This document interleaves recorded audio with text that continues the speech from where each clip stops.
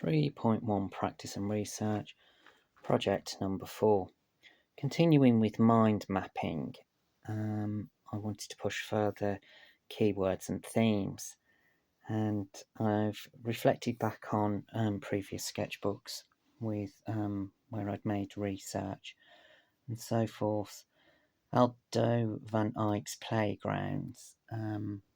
I'd further researched locally with children's playgrounds and noticed that there was a lot of movement in some of the playing areas with swings and so forth. So this kind of has now engaged and begun to overlap with using the body to display my responses, my textile responses, very similar to Natsuki Anu. So I could use the body to display some of the samples where I could show movement and push the boundaries of how some of these samples could respond three-dimensionally. But I think the overlaps and the similarities that is starting to appear within the work is the work has become very visual. It's become creative, which I think this is the way that I respond to my learning. Everything that I do, very much like with the mind mapping and with the sample making, everything has to be visual for me to understand. I only now have to try and direct this into a visual critical essay, which at the moment I am finding very difficult because one of the classic traits of dyslexia, we have a tendency to overload with too many ideas.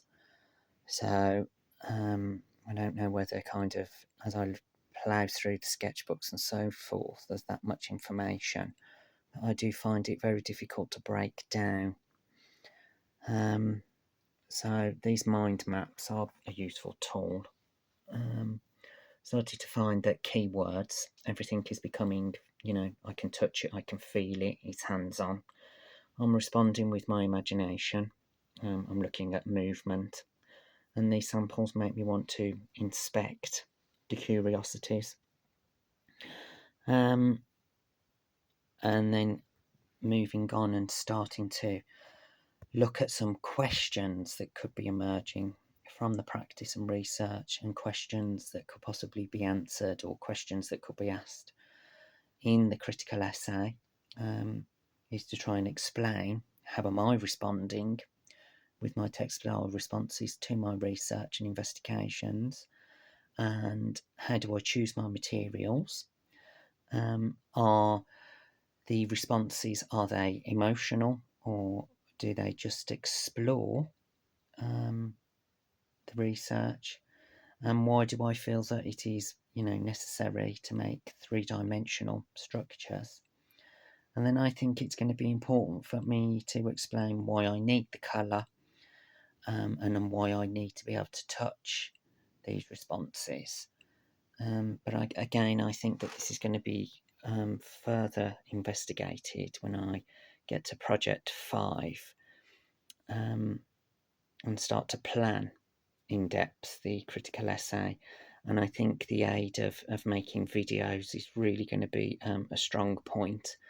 And then try and break that down, hopefully with some demonstration of sampling, with some visual material to help direct my audience, and give a clear and understanding of what my critical review essay is going to be all about.